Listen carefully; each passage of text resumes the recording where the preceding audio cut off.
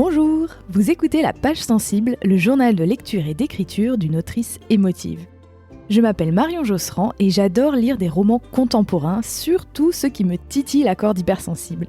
J'aime tellement ça que j'ai même décidé d'en écrire. Dans ce podcast, je partage avec vous les romans qui éclairent si bien ma vie que j'ai envie de les recommander à la terre entière. Et au passage, je vous raconte mon cheminement d'apprentie autrice, parce que ça aussi, c'est toute une histoire. Âme sensible ? Bienvenue.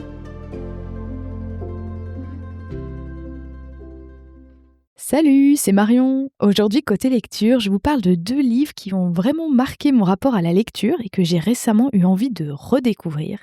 Il s'agit d'Enfance, de Nathalie Sarraute, et de la saga des souvenirs d'enfance de Marcel Pagnol, qui démarre bien sûr avec La gloire de mon père, puis Le château de ma mère, etc. Le fait de me replonger dans ces écrits doux, nostalgiques et poétiques m'a follement donné envie d'écrire sur cette période que je trouve la plus inspirante de toutes, l'enfance. C'est vraiment des livres qui toujours me donnent envie de prendre la plume. Ensuite, on va justement passer côté écriture pour revenir sur l'ouragan d'émotions que j'ai traversé depuis la fin des préventes de Tant pis pour le thé, mon premier roman. Je suis choquée que presque 2 mois se soient écoulés depuis le dernier épisode. Et donc entre euphorie, trac et une vraie course contre la montre logistique, je vais vous raconter pourquoi ces 8 semaines sont passées aussi vite. On commence donc côté lecture et vous l'avez compris, aujourd'hui c'est une petite chronique littéraire qui va avoir beaucoup de trait à l'écriture aussi, forcément. Et j'ai envie de vous parler donc de 2 œuvres qui sont pas toutes récentes, l'une de 1957, l'autre de 1983, qui sont des œuvres qui ont plusieurs choses en commun. La première, c'est que je les ai découvertes à l'école, pas du tout au même âge, l'une en primaire, l'autre, je me souviens plus, ça devait être fin du collège ou au lycée, je me souviens plus. Les 2 sont des récits d'enfance autobiographiques et les 2 datent un petit peu de la même époque puisque Nathalie Sarraute, qui écrit Enfance, est née en 1900 et Marcel Pagnol, qui a écrit ses souvenirs d'enfance en 4 tomes, est né en 1895, donc ils ont que 5 ans d'écart.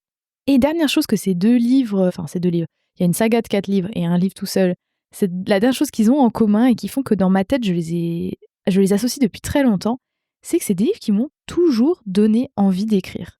Je pense que c'est probablement dû au fait que l'enfance, je trouve que c'est vraiment une période bien sûr pleine de nostalgie, mais aussi de douceur, qui je trouve très inspirante.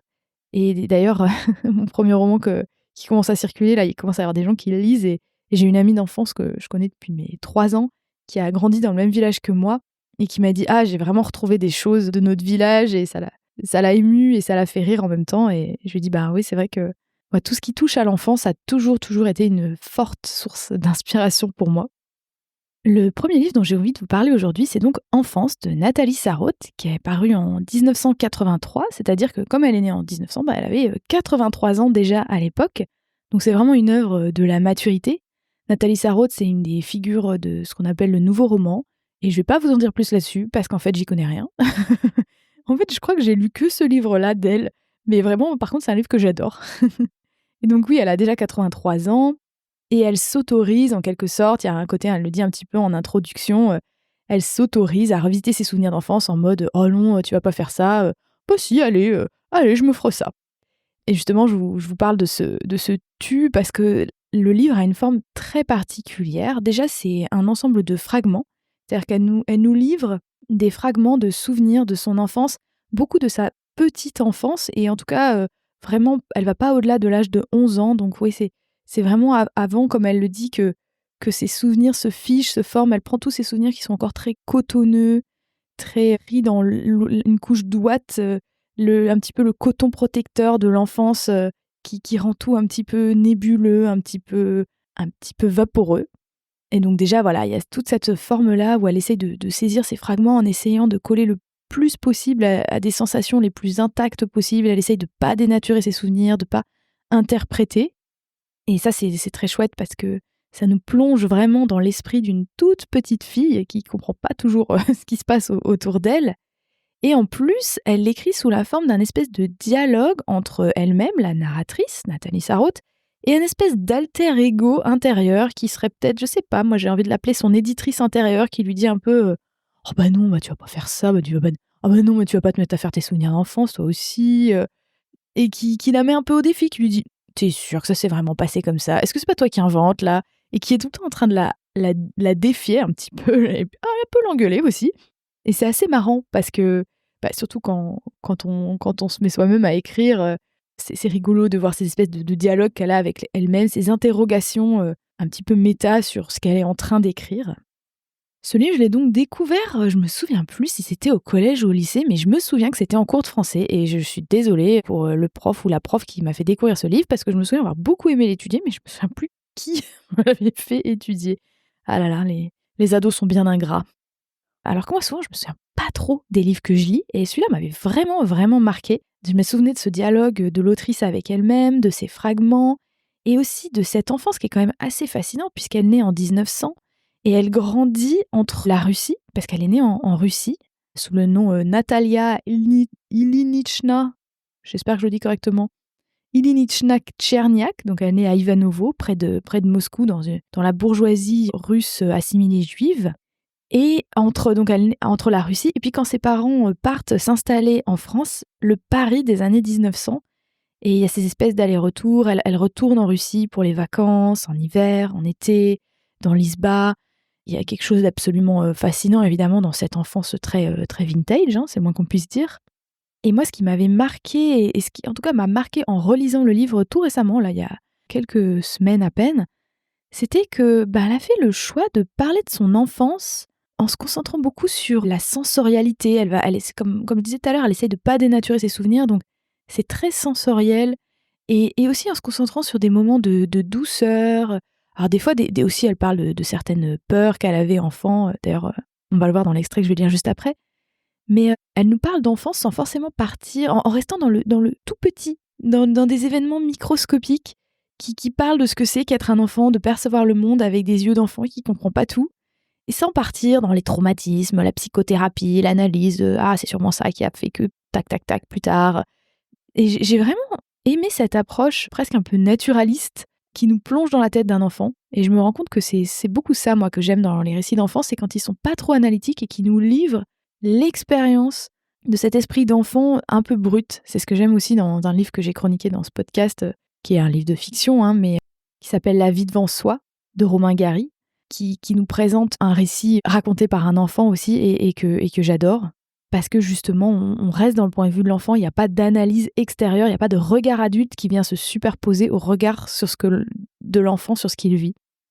Et pour illustrer un petit peu ces différents aspects du livre, c'est-à-dire à la fois le dialogue que l'autrice a avec elle-même, le fait qu'elle vit... ah oui, j'ai pas dit, mais ses parents sont divorcés, ce qui est quand même hyper rare pour l'époque. Je vous rappelle qu'elle est née en 1900. Et donc elle vit principalement avec sa mère jusqu'à l'âge de 8 ans, puis après elle vit que avec son père, donc c'est assez particulier. Et puis aussi, ce que j'aime avec cet extrait que je vais vous lire, c'est qu'on y retrouve une angoisse d'enfant qui, moi, m'a beaucoup parlé parce que, moi, bon, voilà, je suis quelqu'un d'anxieux, j'étais une enfant très anxieuse, et j'ai l'impression que j'ai passé mon enfance à avoir des coups de panique que les adultes autour de moi ne comprenaient pas. Et vous allez voir pourquoi je dis ça. C'est donc un très court chapitre, hein, comme la plupart des chapitres de ce livre, il fait 1 page et demie, et il commence par cette espèce de dialogue intérieur de l'autrice avec elle-même. Combien de temps il t'a fallu pour en arriver à te dire qu'elle n'essayait jamais, sinon très distraitement et maladroitement, de se mettre à ta place ? Oui, curieusement, cette indifférence, cette désinvolture faisait partie de son charme, au sens propre du mot. Elle me charmait. Jamais aucune parole, si puissamment lancée qu'elle fût, n'a eu en tombant sur moi la force de percussion de certaines des siennes. Si tu touches à un poteau comme celui-là, tu meurs. Oh, peut-être ne l'avait-elle pas dit exactement dans ces termes. Peut-être, mais c'est ainsi que cela a été reçu par moi. Si tu touches à cela, tu meurs. Nous nous promenons je ne sais où à la campagne, maman avance doucement au bras de Colia. Je reste en arrière, planté devant le poteau de bois. Si tu le touches, tu meurs. Maman a dit ça. J'ai envie de le toucher. Je veux savoir. J'ai très peur. Je veux voir comment ce sera. J'étends la main. Je touche avec mon doigt le bois du poteau électrique. Et aussitôt, ça y est, ça m'est arrivé. Maman le savait. Maman sait tout. C'est sûr, je suis morte. Je cours derrière eux en hurlant. Je cache ma tête dans les jupes de maman. Je crie de toutes mes forces. Je suis morte. Ils ne le savent pas. Je suis morte. Mais qu'est-ce que tu as ? Je suis morte. morte, morte. J'ai touché le poteau, voilà, ça y est, la chose horrible, la plus horrible qui soit, était dans ce poteau. Je l'ai touchée et elle est passée en moi, elle est en moi, je me roule par terre pour qu'elle sorte, je sanglote, je hurle, je suis morte. Ils me soulèvent dans leurs bras, ils me secouent, m'embrassent. Mais non, mais tu n'as rien. J'ai touché le poteau, maman l'a dit. Elle rit, ils rient tous deux, et cela m'apaise. Voilà, c'était juste un court extrait pour vous donner un peu l'esprit de ce livre. Je vous recommande vraiment de lire Enfance de Nathalie Sarraute. C'est un livre, il peut paraître un peu littéraire, on se dit « Oh, on l'étudie à l'école, bah !» Mais franchement, ça se lit tout seul, je trouve. C'est très très fluide, c'est très court. Vraiment, moi j'adore, je me régale, je me suis régalée à le relire et je pense que je le relirai probablement dans quelques années. Et j'en viens maintenant à la deuxième lecture dont j'avais envie de vous parler aujourd'hui, qui est donc la tétralogie, je crois bien qu'il y a 4 tomes, oui, des souvenirs d'enfance de Marcel Pagnol. Donc on connaît tous, hein, voilà, ça se passe dans les collines où il allait passer les vacances, son père étant instituteur, ils allaient passer tout l'été dans des petites collines provençales, non loin de Marseille, d'Aubagne, tout ça. Et le premier des 4 tomes de ses souvenirs d'enfance, c'est La gloire de mon père, qui est sorti en 1957, alors que Marcel Pagnol avait 62 ans, puisqu'il est né en 1895 à Aubagne. Et là encore, il n'est pas aussi âgé que Nathalie Sarraute quand elle écrit enfance, mais il commence à arriver à un âge mûr, et il fait ce choix de revenir sur ses souvenirs d'enfance, sachant que jusqu'à présent, il était célèbre pour ses pièces de théâtre. Moi, j'ai découvert Marcel Pagnol en primaire en trouvant Le château de ma mère, qui est donc le tome suivant, le tome 2, dans la bibliothèque de ma toute petite école de village. Et c'est un de mes premiers souvenirs romanesques, en fait. Ce souvenir de se plonger dans un bouquin et de vraiment kiffer, de découvrir en fait ce bonheur de s'immerger dans les pages d'un livre sans images pourtant, et d'avoir pourtant toutes ces images, toutes ces sensations, tous ces sons qui s'animent dans mon cerveau. Et je me souviens vraiment, il y a 2 livres qui m'ont marqué comme ça en primaire. C'était Le château de ma mère et Charlie et la chocolaterie de Roald Dahl. 2 univers très différents, hein. Un très provençal, l'autre très british. Bien sûr, plus tard, je me souviens d'avoir lu les Harry Potter et plein d'autres choses, mais c'est vraiment ces 2 premiers livres-là, je ne saurais pas lequel j'ai lu en premier, et je me souviens que c'est les premiers livres où je me suis dit « Waouh ! Alors c'est donc ça, la lecture. C'est donc ça que je vois les adultes faire quand ils restent pendant des plombes devant un livre sans images, c'est ça qui se passe dans leur tête. » Et bien sûr, je découvrais à la fois ce récit d'enfance avec encore une fois, les toutes petites choses, pas une grande saga avec des grands thèmes politiques ou que sais-je dedans, mais justement tous ces petits émerveillements du quotidien et ces petites expériences de l'enfance dans ces belles collines provençales. Mais aujourd'hui, j'ai envie encore une fois de revenir un petit peu à l'écriture, hein. Bon, décidément, c'est mon obsession, parce que je voudrais vous lire l'avant-propos de La gloire de mon père, qui donc est la première fois que Marcel Pagnol publie autre chose qu'une pièce de théâtre ou qu'un court essai, et où on va retrouver à la fois des choses qui me parlent beaucoup personnellement, à la fois le trac de la publication qui dévoile énormément, mais aussi une notion d'intimité, voire même d'amitié avec le lectorat, qui va prendre un roman entre ses mains. Et ça m'a beaucoup parlé, ça m'a beaucoup ému en fait, de lire cet avant-propos. Donc je vous lis ça. Voici que pour la première fois, si je ne compte pas quelques modestes essais, j'écris en prose. Il me semble en effet qu'il y a 3 genres littéraires bien différents. La poésie, qui est chantée, le théâtre, qui est parlé, et la prose, qui est écrite. Ce qui m'effraie, ce n'est point tant le choix des mots ou des tournures, ni les subtilités grammaticales, qui sont finalement à la portée de tout le monde, mais c'est la position du romancier, et celle, plus dangereuse encore, du mémorialiste. Il est bien difficile de parler de soi. Tout le mal qu'un auteur dira de lui-même, nous le croyons de fort bon cœur, tout le bien, nous ne l'admettons que preuves en main, et nous regrettons qu'il n'ait pas laissé ce soin à d'autres. Dans ces souvenirs, je ne dirai de moi ni mal ni bien. Ce n'est pas de moi que je parle, mais de l'enfant que je ne suis plus. C'est un petit personnage que j'ai connu et qui s'est fondu dans l'air du temps, à la manière des moineaux qui disparaissent sans laisser de squelette. D'ailleurs, il n'est pas le sujet de ce livre, mais le témoin de très petits événements. Cependant, c'est moi qui vais rédiger son récit. Il est bien imprudent, vers la 60aine, de changer de métier. La langue du théâtre sonne au sortir de la bouche d'un acteur, elle doit paraître improvisée, la réplique doit être comprise du premier coup, car une fois passée, elle est perdue. D'autre part, elle ne peut pas être un modèle de style littéraire. Ce n'est pas la langue d'un écrivain, c'est celle du personnage. Le style d'un auteur dramatique est dans le choix des personnages, dans les sentiments qu'il leur prête, dans la démarche de l'action. Quant à sa position personnelle, elle doit rester modeste. Qu'il se taise. Dès qu'il veut faire entendre sa propre voix, le mouvement dramatique tombe. Qu'il ne sorte pas de la coulisse. Nous n'avons que faire de ses opinions, s'il veut les formuler lui-même. Ces acteurs nous parlent pour lui, et ils nous imposeront ses émotions et ses idées en nous faisant croire que ce sont les nôtres. La position de l'écrivain est sans doute plus difficile. Ce n'est plus Rému qui parle, c'est moi. Par ma seule façon d'écrire, je vais me dévoiler tout entier. Et si je ne suis pas sincère, c'est-à-dire sans aucune pudeur, j'aurai perdu mon temps à gâcher du papier.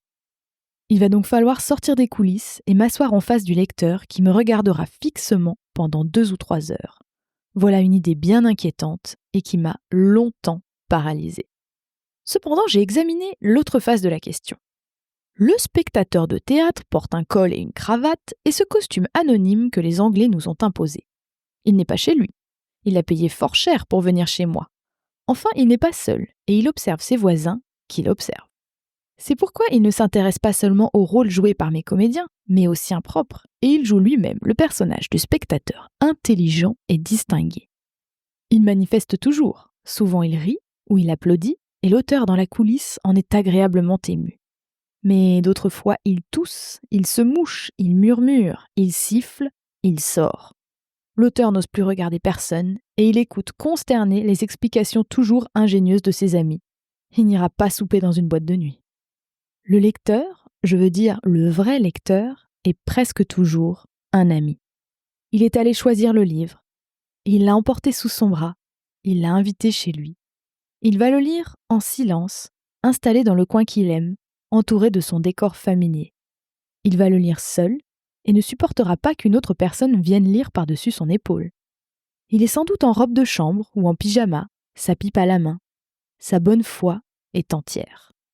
Cela ne veut pas dire qu'il aimera ce livre. Il va peut-être, à la 30e page, hausser les épaules. Il va peut-être dire avec humeur « Bon, je me demande pourquoi on imprime de pareilles sottises. » Mais l'auteur ne sera pas là et il n'en saura jamais rien. Sa famille et quelques amis fidèles auront tendu devant ses yeux un rideau d'éloges qui tempère la chaleur du four. Enfin, le succès d'un ouvrage de théâtre est clairement mesurable par le chiffre des recettes, que contrôle chaque soir un comptable de l'assistance publique, et par le nombre des représentations.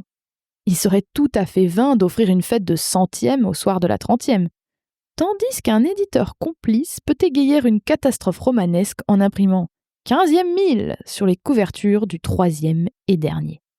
Ainsi, quoique le grand succès d'un livre ait autant de mérite que celui d'une pièce, le four du prosateur est moins cruel. Ce sont ces considérations, peu honorables mais rassurantes, qui m'ont décidé à publier cet ouvrage qui n'a au surplus que peu de prétention. Ce n'est qu'un témoignage sur une époque disparue et une petite chanson de piété filiale qui passera peut-être aujourd'hui pour une grande nouveauté. Je tenais vraiment à vous lire cet avant-propos. En fait, je l'ai lu dans le train et j'en étais tout émue parce que c'était juste au moment où je m'apprêtais à recevoir les exemplaires de mon propre roman.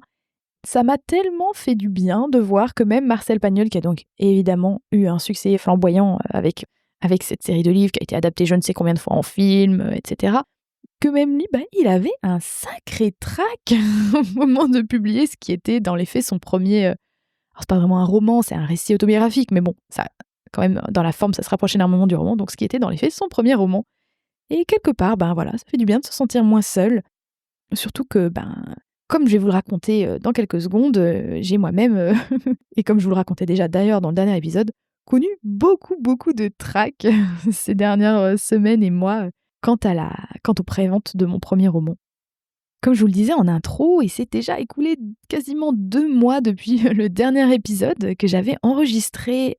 C'était mi-avril ? Non, c'est pas possible. Ah non, il s'est écoulé 3 mois. Oui, c'est ça.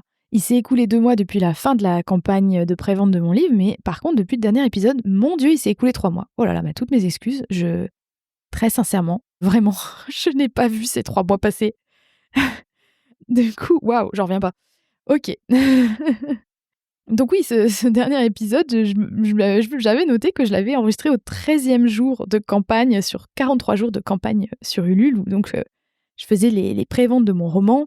On était à ce moment-là à 350% de l'objectif. Donc moi, j'étais en hallucination totale. Je disais « Waouh, c'est un truc de fou !» Et puis, je vous avais raconté que je m'étais pris un gros syndrome de l'imposteur en mode un peu retour de bâton. Parce que quand ça marche, ça fait peur aussi. Alors, où en sommes-nous du coup Que s'est-il passé pendant ces 3 mois? Déjà, la campagne a continué après ça pendant 1 mois. On a finalement atteint 500% de collecte, d'objectifs de collecte, donc c'est-à-dire 4 500 €, ce qui est complètement dingue. Ça correspond à 115 précommandes de mon livre. Alors en réalité, ça, comme il y avait certaines personnes qui avaient commandé plusieurs livres, ça représente 120 livres, plus quelques e-books. Et parmi ces 120 livres, il y en avait beaucoup qui étaient des box lecture. Ça m'a fait trop plaisir. Donc certains et certaines d'entre vous ont acheté des box, soit avec du thé, soit avec des carnets, des ateliers d'écriture en autonomie, soit avec un mélange des deux. Et ça m'a fait très, très plaisir. Alors, que m'a permis cette collecte? Elle m'a permis déjà d'imprimer tous les livres qui ont été précommandés et un stock en rab d'à peu près 230 exemplaires, puisque oui, j'ai fait imprimer 350 livres. Alors, bon, je vous raconte pas comme l'émotion quand j'ai reçu une palette entière de mon roman. Je pensais pas que ça allait représenter un tel volume. Et qu'est-ce que ça m'a permis également? Ça m'a permis de rembourser l'illustration, la correction, enfin bref, en gros, toute la fabrication du livre est maintenant financée et j'ai même réussi à dégager un petit rab d'à peu près 450 €. Alors ça paraît rien par rapport à 4500, mais en fait, imprimer des livres, ça coûte cher. Et puis évidemment, il y avait tous les goodies et puis toutes les expéditions à faire. L'expédition, ça coûte très très cher, l'expédition des colis. Et donc c'est à peu près 450 € de bénéf. Je disais dans la campagne que je voulais les utiliser pour faire une retraite d'écriture, mais je ne sais pas encore quand, ni comment, ni où. Parce que des retraites d'écriture, j'en fais régulièrement, mais je me rends compte que c'est pas là-dessus que je dépense le plus de sous, parce que souvent, j'arrive à squatter chez des gens qui ont des belles maisons, en général. Du coup, je me suis demandé si j'allais pas plutôt les utiliser pour m'acheter un nouveau bureau et une nouvelle chaise de bureau, parce que vous n'avez pas idée à quel point je suis mal installée et j'ai des problèmes de dos et franchement, c'est pas raisonnable de rester dans ce setup. Donc, je me demande si ça va pas devenir un budget bureau et chaise de bureau. Voilà. Du coup, maintenant, ça fait 2 mois que la campagne est finie. Je n'ai pas touché terre, en fait. J'ai fait énormément de choses nouvelles qui m'ont demandé beaucoup d'apprentissage. Par exemple, dédicacer 120 livres. En plus, j'ai fait des dédicaces personnalisées. Donc voilà, ça m'a pris, je sais pas, j'ai pas mesuré combien d'heures ça m'a pris, mais ça m'a pris plus d'une journée entière. Ça, c'est sûr. C'était vraiment beaucoup, beaucoup de boulot. Mais par contre, j'ai adoré faire ça parce que chaque fois que je faisais la dédicace, je me sentais complètement imbibée de cette gratitude pour la personne qui avait soutenu ma campagne de prévente. Je trouvais ça tellement, tellement adorable. Donc, c'était fatigant et un peu speed pour des raisons personnelles parce que, bon, entre-temps, j'ai vécu un deuil familial, donc ça a un peu tout chamboulé en termes d'emploi du temps. Mais bon, c'était en même temps des bonnes vibes de faire ces dédicaces. Qu'est-ce que j'ai dû apprendre à faire? J'ai finalisé les e-books que j'ai envoyés aux personnes qui l'avaient acheté en version numérique. J'ai donc fait imprimer ces 350 exemplaires, ce qui impliquait de finaliser la couverture et la maquette intérieure qui n'était pas tout à fait calée. Et puis voilà, d'échanger encore une dernière fois avec l'imprimeur sur voilà, tout ce qui est BAT, etc. Donc tout un apprentissage. BAT, c'est le bon à tirer. C'est la version finale qu'on valide pour dire allez, c'est bon, ça part en impression. J'ai dû commander des emballages de la bonne taille et dans les bonnes quantités, que ce soit pour les box lecture ou les livres tout seuls. Ça, c'était beaucoup plus... Ça paraît tout con, mais ça m'a pris beaucoup de temps de trouver les bons emballages et pas un prix exorbitant, parce que ça coûte cher, en fait, les emballages, figurez-vous. J'ai fait fabriquer une trentaine de carnets et de cartes postales pour ceux qui avaient pris des box un peu papeterie. J'ai rempli moi-même 119 sachets de thé avec 5 parfums différents, tous dans des quantités différentes. Certains thés, il en fallait 19, d'autres, il en fallait 40. Il a fallu coller les étiquettes, évidemment, sur les bons thés, parce que si je colle la mauvaise étiquette sur le mauvais thé, alors là, on s'en sort plus. J'ai dû finaliser le mini-recueil de haïkus qui était offert en bonus parce qu'on avait dépassé des objectifs de collecte. Il a fallu le faire imprimer en 120 exemplaires, puis plier ces 120 exemplaires et les tamponner parce que j'avais eu la bonne idée de faire un petit tampon à partir d'une gomme qui représente le kanji cha, qui veut dire thé en chinois, en japonais, toutes les langues un peu dérivées du chinois. Alors ça, heureusement, j'avais ma maman qui était chez moi et qui m'a fait ce grand service de plier les 120 exemplaires et de les tamponner. Trop mignonne. Voilà, il a fallu que je conçoive un atelier d'écriture Tea Time à Grenoble qui faisait partie des contreparties et que je l'anime. Il a bien sûr fallu empaqueter les 115 colis avec le bon emballage, la bonne dédicace, les bons goodies pour la bonne personne, la bonne adresse et le bon mode d'expédition parce que certains avaient choisi l'expédition à domicile, donc ça passe par la poste, et d'autres par mondial relais, ou alors du coup ça arrive en point relais. Donc c'est pas du tout le même système. Pour mondial relais, il faut faire les étiquettes sur internet. Enfin, mon Dieu. Et il y avait en plus 2 rendez-vous de remise en main propre. Donc pour ceux qui avaient la remise en main propre, c'était encore différent. Je vous raconte pas bah si, je vous raconte du coup la folie logistique que c'était. Enfin vraiment, on sait que c'est beaucoup de travail, une campagne Ulule. Moi j'avais écouté beaucoup de témoignages de gens qui en avaient fait pour essayer de... J'ai même interrogé des copines qui en ont fait pour essayer d'anticiper le plus possible la charge de travail, d'avoir fait un maximum de choses en amont. Mais quand même, en gros, entre le moment où la campagne s'est terminée et où donc j'avais toutes les commandes et le moment où il fallait tout envoyer, j'ai eu 6 semaines. Et ces 6 semaines, mais puis en plus, comme je vous disais, voilà, bouleversements familiaux, je savais plus comment je m'appelais à la fin. Enfin là, je commence à reprendre un peu mes esprits. Mais ça fait 6 jours que j'ai tout terminé. Mais ouais, vraiment, je savais plus où j'habitais. Une chose un peu fatigante que j'avais pas du tout anticipée, c'est qu'en fait, ce qui est super avec une campagne Ulule, c'est que donc dès que la campagne est terminée, le lendemain, on reçoit les fonds. Ça, pour ça, ils assurent Ulule. Ah oui, ce que j'ai oublié de vous dire tout à l'heure dans les frais qui expliquent qu'il me reste pas beaucoup de sous à la fin, c'est qu'aussi Ulule prend une assez grosse commission. Donc voilà, ils m'ont transféré les fonds moins leur commission. Et donc j'avais ces fonds sur mon site pour pouvoir commander les livres à l'imprimeur, pour pouvoir acheter les carnets, acheter le thé, acheter les emballages, payer la poste, payer Mondial Relais. Mais sauf qu'en fait, pendant 6 semaines, j'ai fait que dépenser des thunes, dépenser des thunes, dépenser des thunes, et pas des petites sommes, des milliers d'euros. Et pour moi, qui ai toujours vécu avec un petit budget, qui suis très frugale, c'était ça me faisait un espèce de warning, warning, warning. À l'arrière de mon cerveau, j'avais un signal qui me disait « Attention, tu dépenses trop de sous, tu dépenses trop de sous !» Alors que tout était calculé, je savais que j'avais les fonds. Mais ça m'a créé une fatigue de stress que j'avais pas du tout anticipé de juste tout le temps sortir ma carte bleue pour aligner les sous, quoi. Mais ça y est, là, toutes ces émotions, alors, et c'était des émotions extrêmement mélangées parce qu'en même temps, il y a le kiff de recevoir une palette de son premier roman, le plaisir de préparer les petits goodies, la bonne odeur du thé. Qu'est-ce que je me suis régalée à remplir ces sachets de thé, à juste sniffer la bonne odeur du thé pendant des soirées entières. Je crois que j'ai passé... combien de soirées j'ai passé? Au moins 3 soirées entières. Et quand je dis des soirées, 2-3 heures à chaque fois, juste à remplir les sachets de thé. Donc il y avait plein de choses très agréables et des choses beaucoup moins agréables, comme le fait d'être stressé de dépenser de l'argent. Et puis à un moment aussi, tout d'un coup, ce fameux trac dont parle Marcel Pagnol dans son avant-propos. Ah, mon Dieu, il y a des gens qui vont le lire. Ah, j'ai peur, je me sens en fait tellement exposée tout d'un coup. Parce que même si c'est de la fiction, j'ai mis tellement de moi-même dans ce premier roman que j'ai l'impression qu'on me scrute avec une loupe. Il y a quelque chose d'extrêmement intime en fait à partager un écrit de 350 pages comme ça, où on a tout donné avec des gens même des gens qu'on connaît, hein, mais des fois c'est même plus intimidant avec des gens qu'on connaît, et puis il y avait des gens qu'on connaît pas du tout.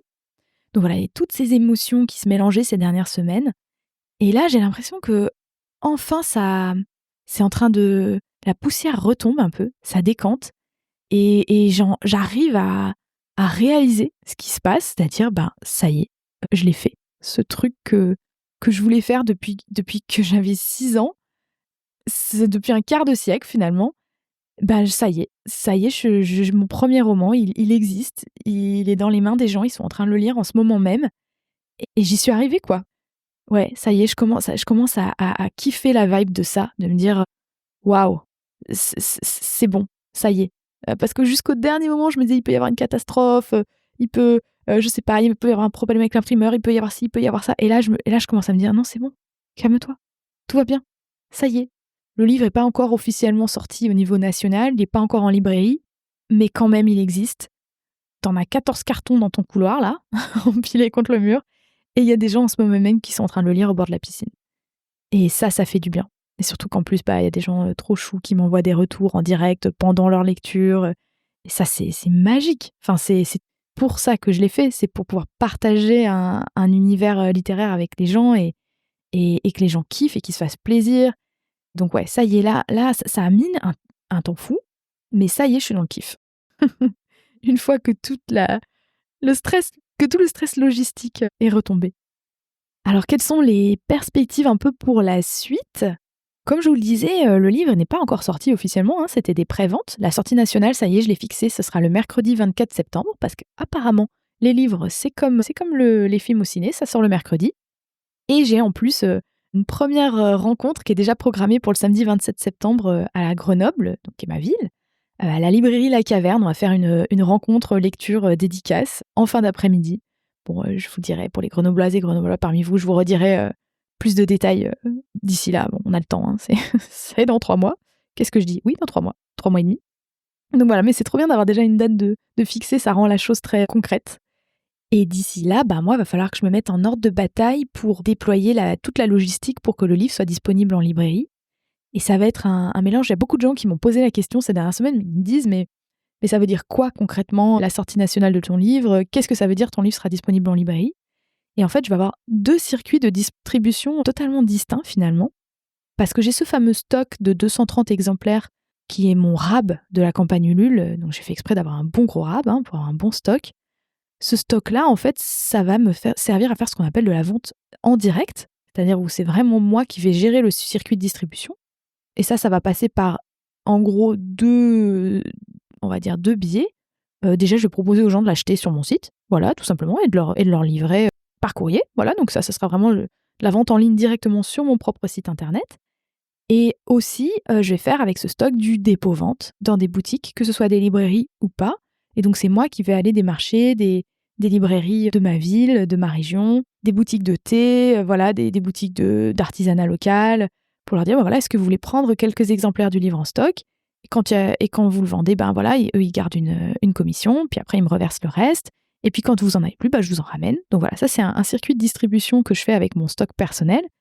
Et comme vous vous en doutez en m'écoutant parler, là, c'est beaucoup, beaucoup de travail, de logistique, de suivi. Ça devrait pas, normalement, être le mode de diffusion de mon livre principal et majoritaire, évidemment, parce que déjà, je vais pas aller démarcher toutes les librairies de France. Et c'est plutôt un moyen pour moi d'avoir un ancrage sur mon territoire, de faire connaissance avec les libraires de ma région. Enfin, c'est plus une façon de tisser des liens, de proposer aussi surtout des événements, des ateliers d'écriture, des lectures, des moments chouettes en lien avec ce livre. Je me suis d'ailleurs éclatée à animer l'atelier Tea Time qui était compris dans la campagne Ulule que donc certains avaient en contrepartie. Et j'ai vraiment envie de le refaire, de le proposer à nouveau, cet atelier Tea Time qui tourne, dans un atelier d'écriture, qui tourne autour du thé et du livre. Donc voilà. Et sinon, le deuxième mode de distribution qui devrait normalement, et donc là, qu'il faut que je mette en place, c'est de faire appel à un distributeur. Donc il y a des entreprises qui font ça, qui font ça pour les maisons d'édition et pour les personnes auto-éditées comme moi de la même manière. Moi, je suis une mini maison d'édition. J'ai une auto-entreprise, je suis une micro maison d'édition avec une autrice publiée, c'est moi. Et donc, je peux faire appel à un distributeur qui va se charger de rendre mon livre disponible en librairie. Et là, c'est pas moi qui vais venir avec mes petits cartons sous le bras, c'est le distributeur qui se charge quand les libraires passent commande sur le fichier de commande, comment on appelle ça, la base de données du distributeur.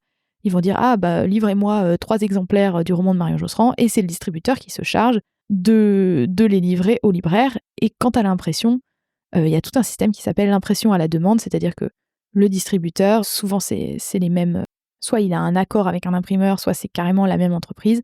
Ils impriment, par exemple si c'est 3 exemplaires, ils impriment les 3 exemplaires du livre et les livrent à la librairie. Donc moi, normalement, je ne vois rien passer, je touche à rien, c'est pas moi qui fais. Alors, pourquoi je fais pas toujours comme ça, me direz-vous? Tout simplement parce qu'à ce moment-là, moi je laisse une beaucoup plus grosse commission au distributeur qui évidemment fait tout ce travail-là à ma place. Et donc, je vais être beaucoup moins rémunérée sur ces ventes-là. Bon, mais ça me permet par contre d'être présente partout en France pour n'importe quelle librairie qui veut commander mon livre et n'importe quelle personne qui se rend en librairie et qui veut commander mon livre dans la librairie de son quartier ou de son village. Voilà, bon, désolé, je rentre un petit peu dans des trucs techniques. Ça se trouve, vous êtes en train de vous endormir sur vos écouteurs. Mais moi, j'aime bien geeker là-dessus, un peu sur ces trucs un peu, ouais, comment on fait pour distribuer un livre, en fait, c'est super intéressant. Donc voilà, là, je vais avoir 3 mois devant moi. Donc déjà, je vais commencer par prendre des vacances et à partir de début août, je vais préparer cette sortie nationale, donc m'organiser pour faire du dépôt-vente, pour avoir un distributeur, m'assurer que tout va bien, qu'il a les bons fichiers pour imprimer mon livre correctement, et cetera, et cetera. Et puis bien sûr, faire de la com, pour cette sortie nationale du 24 septembre. Et parallèlement à tout ça, je continue à travailler sur mon 2e roman, mon fameux roman du Nouvel An, comme je l'appelle, dont le titre de travail c'est Le Dieu des portes et des fenêtres. Donc ce 2e roman, il est déjà bien avancé puisque j'ai terminé le premier jet il y a longtemps déjà, et je suis depuis longtemps déjà dans la réécriture, donc la version 2. Je dirais que j'en suis à peu près aux 3/4, 75-80% de la version 2. J'ai réussi à caler une retraite d'écriture miraculeusement fin juin, alors que j'étais complètement comme je vous disais, dans l'ouragan des suites de la campagne Ulule, mais en fait, j'avais prévu cette retraite d'écriture depuis très longtemps, depuis des mois et des mois, quasiment 6 mois en fait, et je le faisais avec une copine, et c'est ça qui m'a permis de le faire, parce que sinon, si j'avais été toute seule, j'aurais fait de la logistique, j'aurais fait des trucs en lien avec la campagne Ulule, mais là j'ai réussi à écrire pendant ces quelques jours où on s'était mise au frais dans un chalet en Haute-Savoie, c'était trop bien. Donc je vais continuer à faire des retraites d'écriture là, justement pour pas me laisser totalement dévier par toute la logistique de la publication du premier roman. J'en ai déjà une qui est prévue fin juillet, en solo, une prévue à nouveau avec des copines mi-septembre, et j'en ferai probablement une autre en solo à l'automne. Donc voilà, j'ai vraiment envie de remettre la priorité à l'écriture, parce que j'ai tellement bossé sur cette campagne Ulule et la fabrication de ce premier livre que j'avais vraiment beaucoup moins de temps et surtout d'énergie pour écrire, et ça m'a manqué, ça m'a énormément manqué. Donc là voilà, je vais essayer de remettre un peu la priorité à l'écriture créative, et ça j'espère que ça va marcher, parce que ça me ferait très plaisir d'arriver à écrire plus cette année. Quand je dis cette année, je veux dire cette année scolaire qui vient. On verra bien, la suite nous le dira. La suite au prochain épisode. Merci en tout cas d'avoir écouté cet épisode numéro 41 de la Page Sensible jusqu'au bout. Est-ce que vous aussi, vous avez grandi avec les souvenirs d'enfance de Marcel Pagnol, et où est-ce qu'on vous a fait lire Nathalie Sarraute à l'école? Venez me parler des livres qui ont marqué votre jeune imagination sur Insta, @lapagsensible tout attaché, ou bien tout simplement en commentaire sur le blog du podcast. Et pour connaître les coulisses du podcast et recevoir mes meilleures recommandations culturelles en lien avec chaque épisode de la Page Sensible, n'oubliez pas de vous abonner à ma newsletter pleine de bonne humeur en cliquant sur le lien dans la description du podcast. Si je suis bien disciplinée, normalement, la prochaine devrait partir le lundi 14 juillet. Enfin, ne ratez pas le prochain épisode qui sortira autour de la rentrée et dans lequel je vous parlerai sans doute de mes lectures de vacances, mais aussi des préparatifs pour la sortie nationale de Tant pis pour le thé, je vous dirai un peu comment ça avance, aussi de ma retraite d'écriture de l'été. J'espère que ça sera des bonnes nouvelles. Je vous dis donc à très bientôt, et d'ici là, je vous souhaite de belles lectures.